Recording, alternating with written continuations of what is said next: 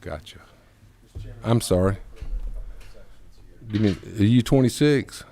Yes. Okay. So recognize Chairman Blackman for some preliminary remarks. Well, thank you. There are 3 sections to this bill. We've heard 2 of them.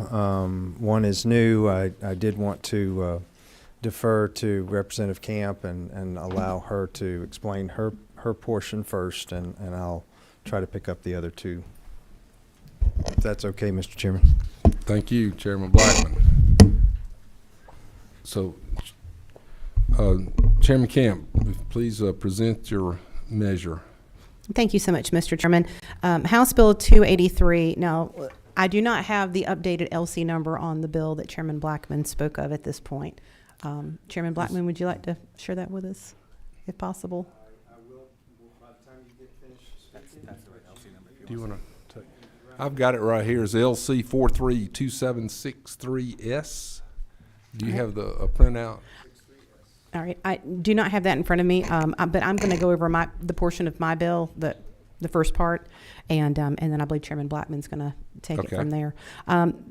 My bill discusses mobile homes and how they're taxed in the state of Georgia. There's not a lot of parity. If you get a stick-built home, you are paying for the materials for that home. You're paying for the lumber, you're paying for the roofing materials, but you're not paying for the labor. And right now in Georgia, if you purchase a manufactured home, you are paying for the labor as well, at the tune of 7 or 8%, depending on your county.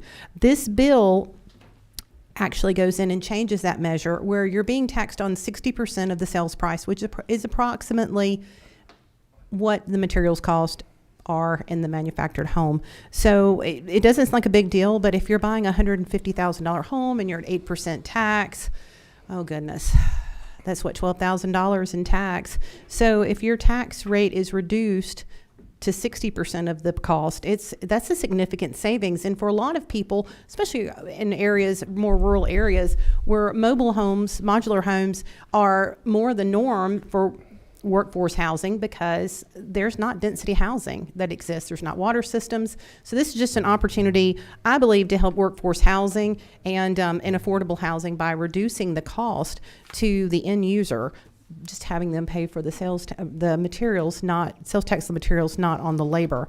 Also, this code section also repeals a previous code, correct? A previous partial exemption. So there's more. It's really being treated as real property at this point. Does members of the committee have any questions for the author of the bill? I would just. I'm sorry. Recognize Chairman Blackman. Thank you. I would just thank the representative for allowing other items to be considered along these lines, and it is more of an affordable housing bill, if you will. There's a tax credit for a first-time home buyer if the price of the home is under $250,000. Excuse me. It's up to a 1.2. It's a 1.2% tax credit, and then additionally, there's a space here as long as you, well, with the exception of small business, which is less than 10 and $1 million in gross receipts, that this would do the same kind of thing regarding the depreciation on some of these rental properties. So again, I think this was Spencer Fry's bill. He brought it before. I know this is a hearing only, but wanted to put that out there for the subcommittee, and I can try to answer questions, and I thought Representative Fry would be here, but again, his portion has been heard before. And could you direct me to the lines where Representative Fry's, as I recall, he was going to disallow any depreciation on single-family residences? It's Part 1, Section 1.1. Part 1. And it has a provision that would exempt small gotcha. business, so that was added.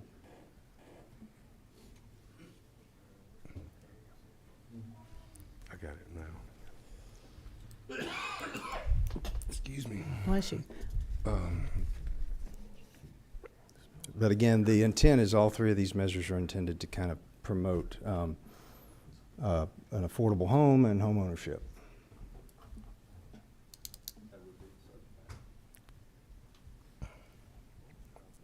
Well, Isn't you know, that what, are there any? isn't that what your bill is designed to do, Representative Camp? Yes, sir.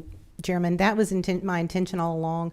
I'm a real estate agent by trade. That's what I do professionally. And it's unbelievable at this point how few homes are available. And if we're going to attract a workforce to live in the communities in which they work, we're going to have to take some very direct action to make sure there are homes for those people to live in. So I appreciate the committee's willingness to listen to my portion of it, and I appreciate the opportunity to work on those other measures. I would, if it's okay, if the chairman's okay, I guess I need to be recognized. I'm sorry. Well, we got one question from Chairman Carpenter, 27. Yes, sir. I would be interested at the proper time for an amendment on line 25 where it says 10 or fewer employees or $1 million in gross receipts. Because I think sometimes, I don't know, that's just a thought. We can get that, I think, before tomorrow. I think we can get that taken care of before. Yeah, I think you need to, I think what we're trying to do needs to be on the employee base, not on the revenue base, because if somebody runs an efficient operation, he might go over $1 million, but he might only have 2 people. You know what I'm saying? I understand what everybody's trying to do, but, you know, I think you got a lot of mom and pops out there, not me personally, but you got a lot of mom and pops that might might have $1 million in revenue. Just saying. Well, and also, that's a good point. 3 and 4 employees. That's also good. It's a good point. Thank you for that, because also someone could have a bunch of 1099 subcontractors who are doing things too and not be applicable to the employee. Sure. Thank you. Chairman Blackman, without having the author of this measure to be able to ask specific questions, I do have a couple of questions too. But this hearing only today? It is, and Okay. we'll bring it back tomorrow. Okay. And hopefully be able to answer more questions. Okay. Just the newest portion, I think, primarily, and I wanted to give Representative Camp an additional time to explain her portion of the bill, but we did revive an older part of the tax code, a sunset exemption, and really mirrored what we were trying to do there at that 1.2%. But again, the intention is to help with affordable housing and home ownership. Okay, is there any other questions for Representative Camp? Correct, Part 221. Oh, I'm sorry. We do have someone signed up to speak to the bill, and Dante Handel with the Association of County Commissioners. Mr. Handel, if you'd like to come forward and in the microphone, identify yourself and who you're with. Good afternoon, everyone. My name is Dante Handel, and I'm with ACCG, the Association of County Commissioners of Georgia. ACCG is opposed to the bill. Now, I haven't had a chance to review the substitute, but speaking to the original bill, ACCG is opposed to that. Manufactured homes incorporated into real property already have an existing partial sales tax exemption, as was mentioned, so they're already receiving special treatment that way. I don't think we want to treat personal property differently than real property. Personal property depreciates over time, unlike real property. And the question is, are we going to continue to have other taxpayers picking up the bill for these properties? In addition, I'm sorry, I couldn't hear you for the conversation at the end of the table. Say that one more time.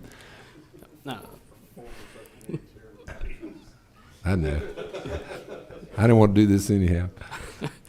So I was saying, I don't think we want to treat personal property differently than real property. Personal property depreciates over time, unlike real property.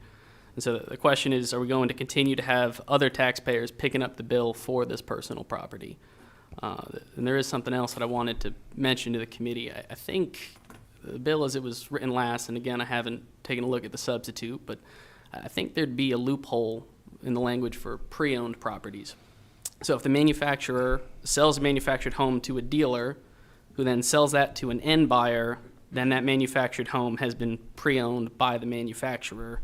So theoretically, any manufactured home could be sold 100% tax exempt if the manufacturer doesn't sell it directly and is instead using a dealer.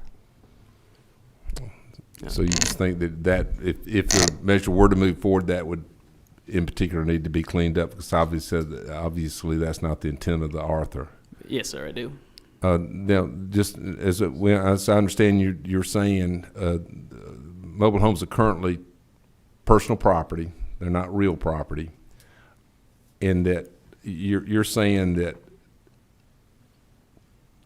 the tax rate on the personal property is currently valued on the entire sales price of the home, and the author's intent would be it would only be sales tax collected on the construction materials part of the home, not just back out labor and charge sales tax on that amount. Is that right? Or am I missing the point? Well, that is not entirely the case.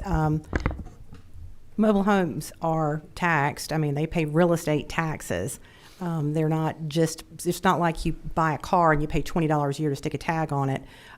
Would it be the will of the committee to let Mr. Jimmy Cotty speak to this? Yeah, well, let's let Mr. Handel, let me direct my question to you then. Right now, if it's not a retired title, if it's not been made part of the permanent real estate, it's still taxed as business personal property. Yes, is that correct? That's my understanding. Okay. Does anyone have any questions for Mr. Handel? I do, if I Sure. I'll try to be brief. Like, I understand what the gentleman is saying relative to real property and tangible personal property, but isn't it true that on a stick-built home, I believe is the way it's referred to, or a site-built home, you only pay sales tax on the tangible personal property that makes it up, not the labor, and then it becomes part of real property and it's taxed by ad valorem tax. And while this is a thumbnail at it, if we're doing 60%, that's what we're trying to, I believe that's what the lady's trying to mimic here, is charge the same thing on the materials, and then it may or may not become part of the real property depending on how it's put on site. So I think, I guess, isn't it true, that's what the lady's doing. But to your question about the, if you will, sell through a dealer, Mr. Chairman, if you'd allow to direct this question through to Mr. Travis, I believe there's code in the automobile section that address that, because we touched that code 5 or 6 years ago when the direct sales for it turned out to be Tesla was the company that could use that, had been written, because it was like new car sales have to go through a dealer, and there had been a thing is once it is titled, it actually, it's first titled is when it's new. Can we mimic that to allay some of ACCG's concerns as far as the gamesmanship of it? Of, I'm a manufacturer, I sold it to a dealer, which technically you do, and then it's a resale. It's really until it's titled the first time. Or put in service is what you're looking for. Put in service. I believe there's some language over in the code for autos that we could look at to make sure that we don't. With the concept of the, like TAVT, the tax applies on the sale from the dealer. It's not a taxable transaction when it goes to the dealer. I'd have to take a look. I don't know how much time it would take to build out that structure here. I just don't know. It could take a minute, could be a while. I'd have to look at it.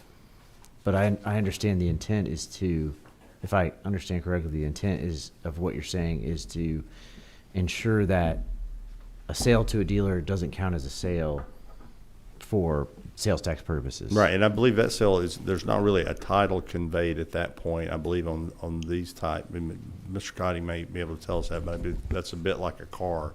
A title isn't issued from a manufacturer to a dealer. It's there's a different document, or it's not a recorded title. I think in other words, there's a way to allay the gentleman's concern.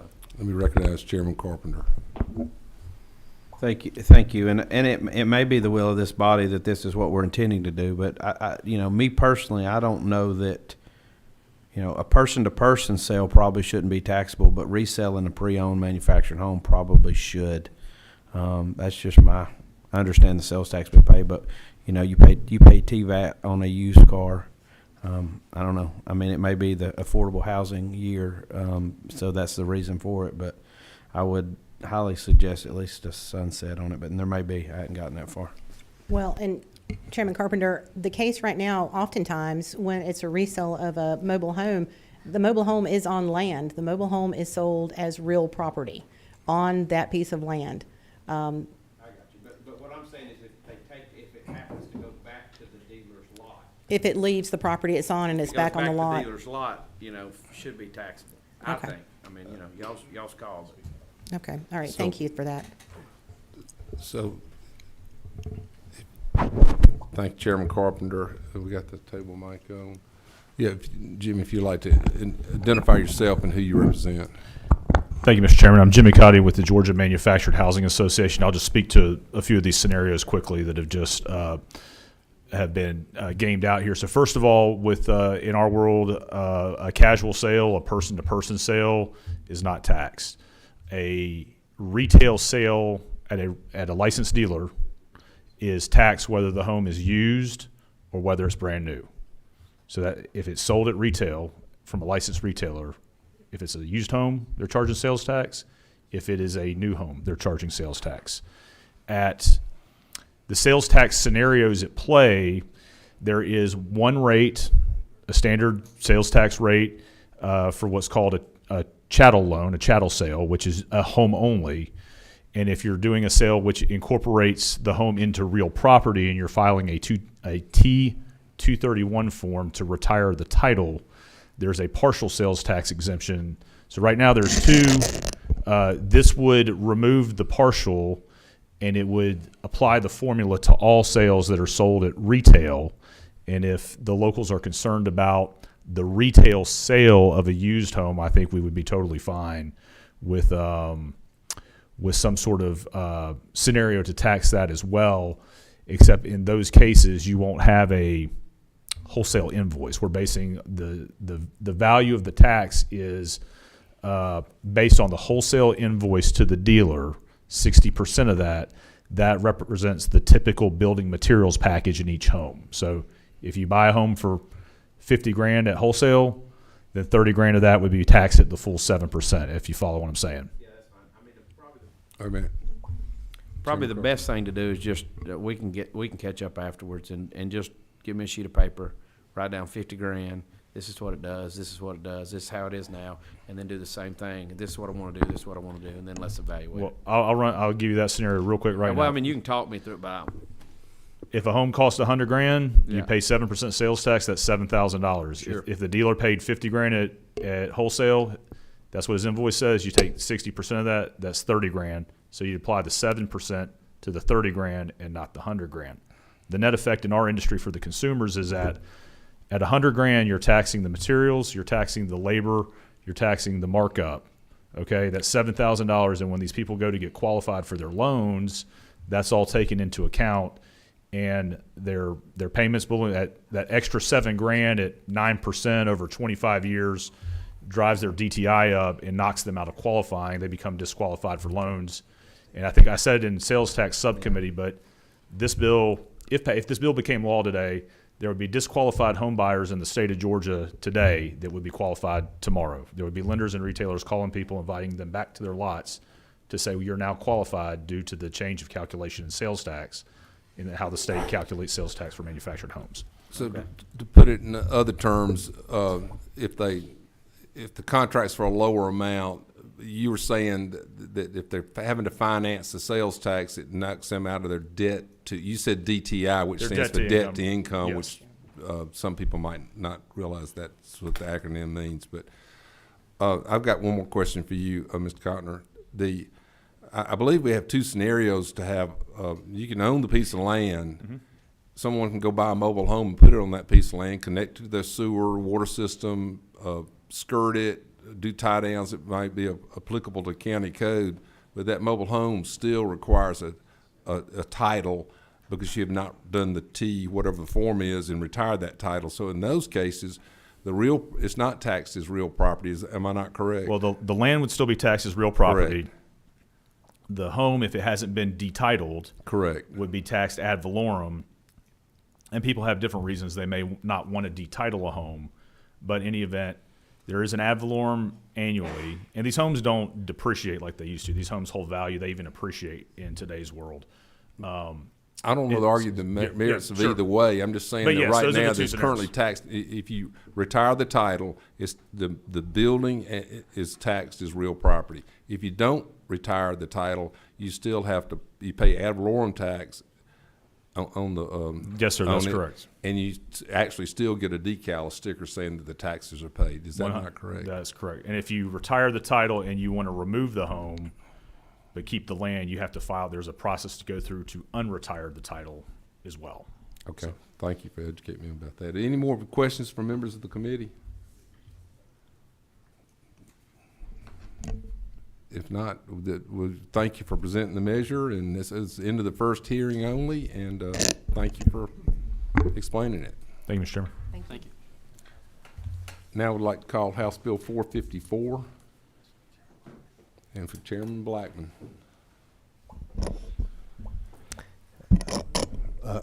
Thank you, Mr. Chairman. Bring before you House Bill 454. I was kind of laughing. It's the first one, first authored bill I'd have before the Ways and Means Committee this session. I really like for, Jonathan and Brittany to explain what, they're asking for up under Section 1. Then I can go into a few cleanups regarding income tax. I'm sorry. Yeah, if you don't mind, come to this table because we need to. If it's being video, we need to have you on the microphone.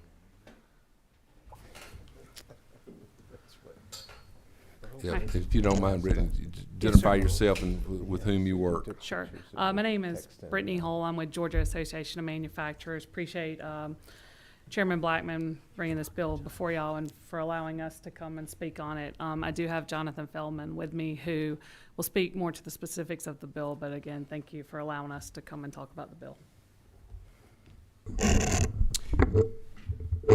Hi, good afternoon. My name is Jonathan Feldman, and I'm with the law firm Evershed Sutherland, and here on behalf of the Georgia Manufacturing Association. And as we're late in the day, I'll try to be brief. And it's a simple bill. It probably by the time we're done, it probably adds 2 or 3 words to the current code. The bill proposes to decouple from a section of the federal tax code, something Georgia frequently does, particularly with respect to items that was in the Federal Tax Cuts and Jobs Act, the TCJA. This has to do with IRC section 174, which relates to research and experimental expenditures. Some people call them R&D expenses. Businesses have historically had the option to either expense your R&D expenses, or you can capitalize those, amortize those over time. In 2017, when Congress passed the TCJA, most of the provisions in the TCJA took effect in 2017 or 2018. But there was a provision that not many people talked about at the time because it didn't go into effect until 2022, and that was the change to Section 174. And what that does, beginning in 2022, is it takes away the option for taxpayers to either deduct or amortize, capitalize and amortize R&D expenses. So beginning in 2022 at a federal level, you're required to capitalize and amortize R&D expenses, domestic ones over 5 years and foreign ones over 15 years. And I think most in the tax community, there's tons of articles about this. Everyone was watching Congress last year. Most expected that Congress was going to delay the implementation of the change. But as we all know, I guess, they never took such action. So when TCJA passed, the premise of the I think it's working. Premise of TCJA was that the federal tax base was broadened, but the rates were substantially lowered. To the extent that Georgia's conforming to this TCJA and the base broadens, Georgia didn't lower the rate. So with this 174 change go into effect in 2022, it functions as a tax increase for Georgia taxpayers in 2022, and I don't know that it's one that this legislature expected. And so I think what House Bill 454 does, it would decouple from the TCJA version of 174 and would go back to the version that allows you to choose whether to deduct or capitalize. And Georgia wouldn't be unique in decoupling from 174. Our neighbor to the north, Tennessee, had specific legislation where they decoupled. Wisconsin passed legislation, they decoupled. I believe California decoupled because they didn't couple with anything from the TCJA. So Georgia wouldn't be unique there. So let me get this correctly. Decoupling, when we did the IRC update bill, did we address this at all, or was it any attempt to address it in the IRC update bill? Would that have been the vehicle that we could have done it in? We could have, but I don't think it got a lot of consideration because it didn't go into effect for 4 more years. But when Georgia passed legislation in 2018, Georgia decoupled from a number of provisions, including 163J. And I think immediately after there was concern, we forgot to decouple from something else, was guilty, and then a bill passed and Georgia decoupled from guilty. So Georgia has decoupled from a lot of stuff in the TCJA. Understand that. And in this friendly question, so this would give us the flexibility, Georgia businesses, the flexibility to deduct it immediately in the year in which the cost was incurred, or amortize it over the federal schedules of 5 years for certain, for in U.S.-based R&D and 15 years for out of the country R&D? Essentially, I think if you go back to the prior version, that the foreign and the domestic would be the same, and some consider that might be a constitutional problem when you treat foreign domestic differently, but you would have the option to deduct or capitalize, amortize. And to be clear, it's only a timing difference. It's not actual, a difference in the total amount deducted. Well, I understand that. Over 15 years rather than 5 years, but it's the same tax rate.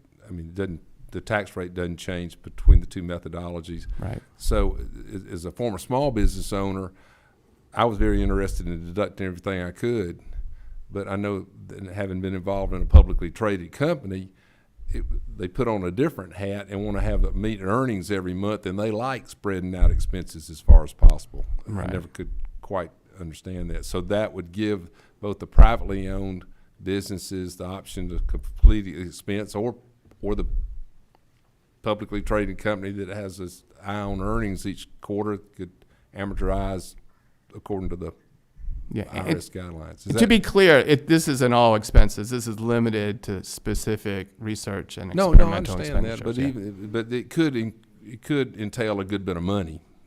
If you're making significant investments in R&D, it could, and I think that's an activity that should be encouraged. I'd like to recognize Chairman Carson for a question.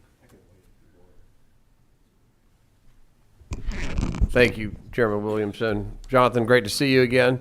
So basically, mechanically, we're talking about going from an 1120S, I guess, corporate return, and it would just have additional deductions for the full expensing of R&D development costs to get to the Georgia 600 is basically what we're talking about here. Because we're talking about the TCJA, as signed by the President in December 2017, requires for some capitalization of domestic and international R&D starting in tax year 22. But Georgia, we want to maintain 100% expensing, correct? The option to do that, the same way it was in the TCJA, all the way up to the end of 21. Right. Okay, thank you. Any more questions for the author or for the testimony? Recognize Chairman Blackman. I was just going to say there's some cleanup language based on some wordsmithing as these other sections. The most notable was how we were handling the deduction, the standard versus the personal exemption. Since we rolled everything into one, and then we also at the same time were addressing the double deduction. Some of the wording was confusing.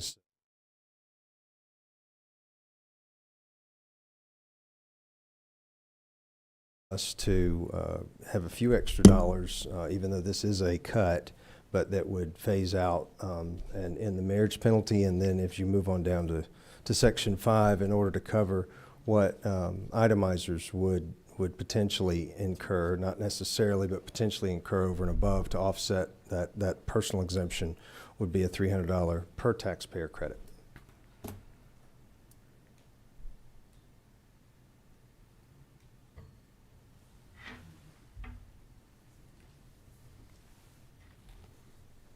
Any questions about that? Chairman Martin, do you have any questions? Yeah. I do have some unofficial numbers. But And this is hearing only again? just hearing only, yeah. I know we've got more. Okay. Well, I don't hear any further questions. Thank you for the expert testimony, and if there are no other questions for the author,